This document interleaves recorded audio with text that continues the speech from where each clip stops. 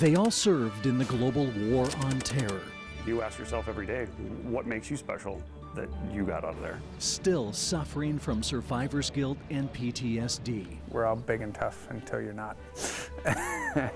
But now these 59 Northeast Wisconsin veterans are united. Share it with a bunch of other GWAT vets is going to be incredible. On an Old Glory honor flight.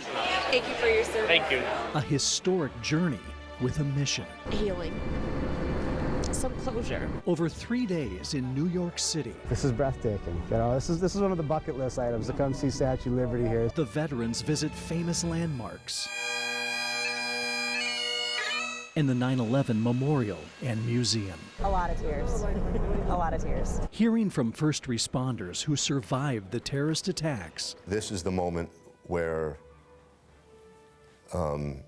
I thought it was over. These men and women gain life-changing perspective about their service. We went to war because of what happened with the terrorist attack that happened here on this soil. A mission of healing accomplished. I'm going to be thinking about this the rest of my life. An emotional welcome home fit for heroes. I was blown away by how many people were there. Good evening, and thank you for joining us. I'm Jeff Alexander. The numbers are staggering and sad. Every year, thousands of American veterans succumb to suicide, losing their personal battle to invisible wounds of war. And many of them served post 9/11 in Iraq and Afghanistan. With that in mind, Old Glory Honor Flight came up with an idea to honor and help heal brave men and women from Northeast Wisconsin who, so deeply moved by the tragic events of September 11th, served this country during the global war on terror. Earlier this fall, that idea became a reality, and it proved to be historic as the first ever honor flight to visit New York City and the 9/11 Memorial and Museum. Here now, Freedom to Liberty, a mission of healing. Hi, good morning.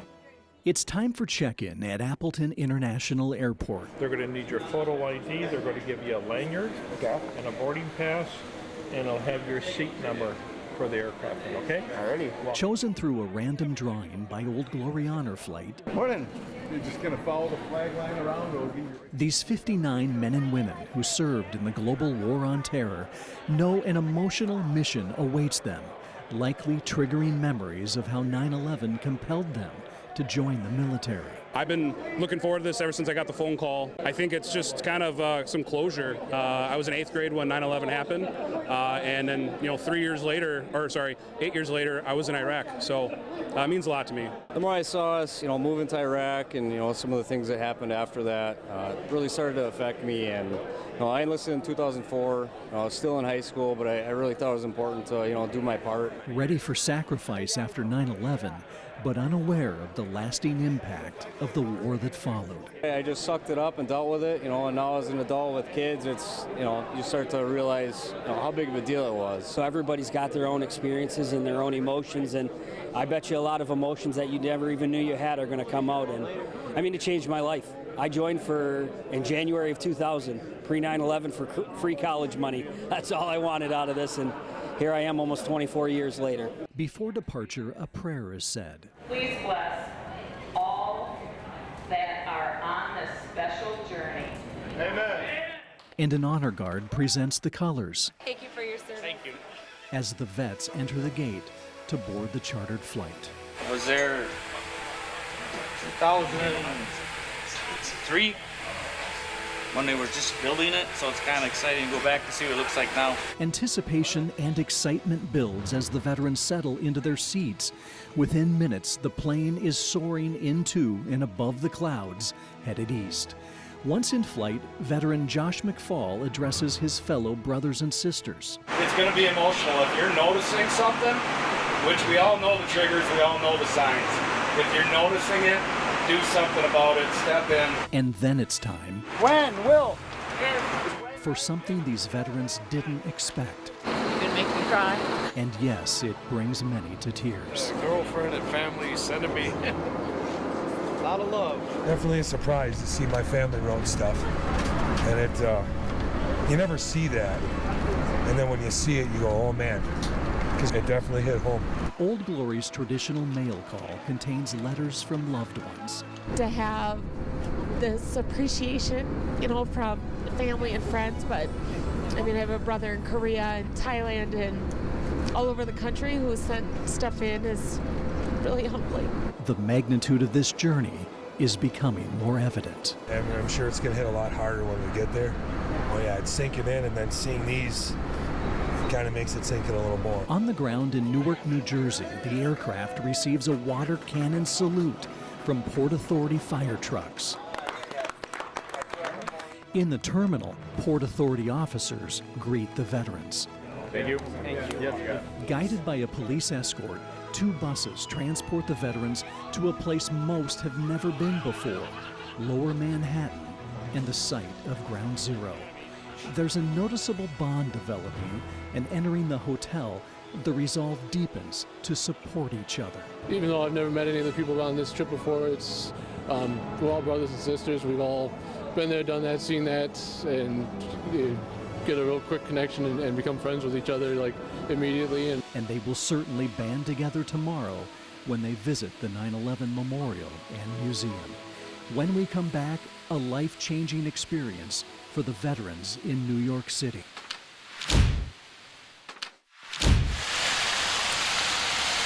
On the veterans' first full day in New York City, the heaviest rainfall in more than 80 years. And just as they're stepping out of the hotel, Here we go. the governor declares a state of emergency for flooded streets. Look at how deep that is. That is not shallow water.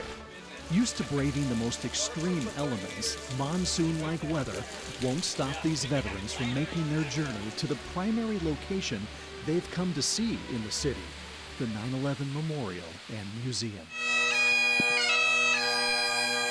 On the Memorial Plaza, veterans take part in a wreath-laying ceremony to pay tribute to the nearly 3,000 innocent people lost on 9/11. Built to commemorate the terrorist attacks, the 9/11 Memorial features 2 enormous waterfalls and reflecting pools, each an acre in size and set within the footprints of the original Twin Towers. The names of all those that died on September 11th are etched in the memorial. After paying their heartfelt respects, a welcome break from Mother Nature when the veterans go inside the museum. After passing through mandatory security screening, the veterans are taken to the museum's auditorium. Old Glory Honor Flight President Chris Burkers reminds them of their historic presence here as the first ever group of Honor Flight veterans. It's new, this is different. GWAT, this is the first memorial to the global war on terror. This is your memorial. This is why you raised your hand. The trip might be hard for some of you. And what it gives the rest of us being here with you is a frame of reference, a perspective that we can't get touring this on our own. That's what our special guests and that's what our veterans gives everyone else. And we appreciate that. Thank you. Burkers also reminds the veterans to not only remember those they lost in war, but to talk about them. When you tell your story, people will listen. When you share your story, you honor their lives. Every year at the Vietnam Wall, every name is said out loud. Here at the memorial, every year, every name is said out loud. You die twice. The first time is your physical death. The second time is the last time your name is said out loud. That's the conversation I had in the last moment, what I thought was the last moment of my life. One of the featured speakers the vets hear from is retired New York City firefighter Tim Brown. If you were a New York City firefighter in Special Operations Command around 9 a.m. on Tuesday morning, September 11, 2001, it was your death sentence. Brown only survived because he had left the South Tower to find more paramedics to assist the growing number of injured evacuees in the lobby. And just as we rounded that corner, we were about 20 feet from the door of the South Tower on the sidewalk when it collapsed. Nobody had to look up to know what was happening. That first crack of steel was so loud that it reverberated through the canyons of Lower Manhattan like a bomb. Brown explains how immediately taking shelter in a nearby building miraculously saved his life.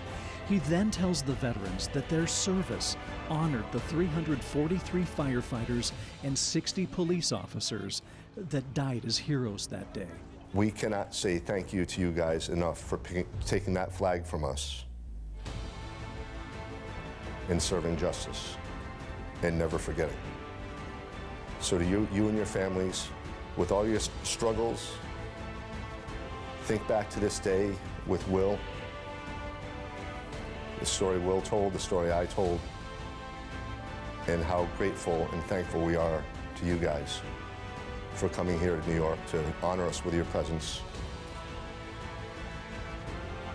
We will never forget you. Thank you. It's a powerful message and provides perspective these veterans have long needed to hear. Amazing guests that we have seen thus far. To put into exact words what it means, it's speechless. My jaw has been dropped. Tears of just complete pride and honor. It's quite eye-opening, and then you hear a lot of the same things of, you know, the perseverance and the resilience and the coming back and the keep going and the push forward, and it's like getting a big hug. It brings back all the memories of everything that you did the day when we heard about this on September 11th when we found out, and it brings you back in time. But hearing the stories that we've heard so far today, it gives you hope. After a group photo with the honored guests, it's time for the veterans to head underground into the museum. Thousands of artifacts trigger painful memories of 9/11's tremendous carnage and destruction. It's hard for the veterans to see, the most somber and difficult part of their time in New York. This was a hard day. Like I said, I guess when I was a 18-year-old kid, it's just something that you live through, but New York is so far removed from Wisconsin. You're like, oh, okay, whatever, right? But then today was coming back, and it's almost like a full circle, like, this is what this is, like, these are the things that happen, these people, like the names, and then this is a direct reflection of why I deployed and the people I lost. It's hard. And yet as they take in the weight of the exhibits, one thing is becoming clear. With so many of these veterans suffering from PTSD, it's always a struggle. It never goes away. This honor flight is making a difference. You can see the light and some of the, the air come breathe back into the room in some of these vets, and they're around fellow brothers and sisters, some people they served with, some people they didn't, and they're making new friendships and new memories and stuff that's giving them joy and passion in life again that maybe they were missing before. And on this night, as they head off for dinner and gather overlooking the 9/11 memorial, some much-needed peace is evident. Smiles return. Cheers! And there's a newfound commitment to honor those they lost in war. Just keep saying their names, and we'll never forget them. When we come back, the veterans play tourist in New York City and cap off their journey with a powerful address from a Medal of Honor recipient. After a highly emotional day at the 9/11 Memorial and Museum, 59 Northeast Wisconsin veterans who fought in the global war on terror wake up with an appreciation for what this day has in store. It begins with a walk to Battery Park. It's easier for you to come to me than me to try to come amongst all of y'all, so, madam, you're welcome. The Old Glory folks did a really good job, putting this trip together and giving us a balance of, things of meaning and reflection yesterday, and, what's not to reflect about, the Statue of Liberty. On board the ferry to Liberty Island, someone Michael Gay knows very well, his wife Tracy, a fellow Navy veteran. It's special. It's special, but I also want us to be known as our individual service, but we're a married couple as well. The journey across New York Harbor takes around 20 minutes. Ellis Island is our next stop. Ferries depart every 25 minutes. Once on the island, the veterans climb nearly 200 stairs to reach Lady Liberty's pedestal area.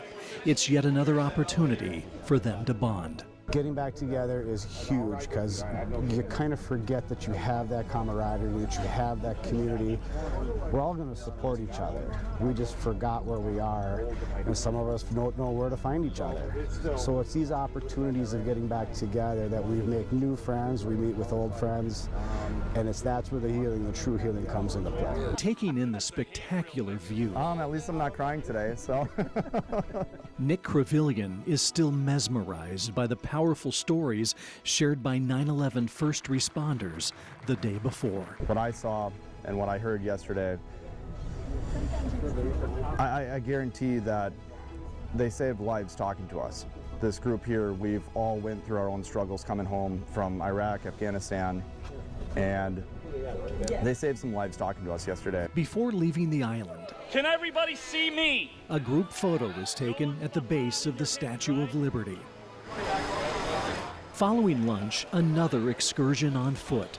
The veterans are headed to the top of the tallest building in the Western Hemisphere. You just feel so small. Inside One World Trade Center, the veterans pass through security before a 47-second elevator ride with 3D animation. Welcome to One World Observatory. A short video is then shown before the grand reveal. With majestic views of New York City and beyond, the veterans realize this building stands as a symbol of their service. What we did was for a reason and why we did it and all the people we did it with. A bucket list item for all, this moment has special meaning for Trevor Anderson. So this is us on top of the World Trade Center back in like 90, 91 time frame. One of the Twin Towers. Yep, on top of the Twin Towers and observation desk. Just a little boy in the photo celebrating his birthday with his family, Trevor made a vow on 9/11. That's what helped fuel me to join the military because of the attack, because I wasn't going to let some come here take down these buildings and then do nothing about it. A feeling shared by all the men and women on this honor flight. Back on the ground, Kyle Sherwood can't wait for what's next. David Bellavia, Medal of Honor winner. I actually served with him, and I haven't seen him in 20 years, so he's going to be at the dinner tonight, and I can't explain that. We're brothers, you know. As the only living Medal of Honor recipient who served in Iraq, Bellavia's heroism is legendary. In Fallujah, he took down a whole house of insurgents by himself and saved his whole squad, basically. Sherwood is named in Bellavia's latest book, and as the veterans gather together, Bellavia shares why. I heard this story about a vehicle that we lost from 2nd Platoon, and we were right at the end of our deployment, and that was like a boot in the throat. Losing guys at the end, it's the worst feeling in the world. And all I heard was, we lost 5. What happened? What was the story? And they told me about Sherwood and how that guy did everything he could, and how there's a soldier that we have today, and there are little boys that have a dad because of you. Bellavia tells the veterans that seeing the 9/11 memorial is seeing why they served. He also challenges them to think more about their legacy and encouraging today's youth to join the military. Legacy is not free appetizers at Applebee's. Legacy is not getting in for a discount at the movie theater. Legacy is reminding every young person walking around what this country is about. Everyone's always like, what can I do for veterans? You know what you can do for veterans? Be one.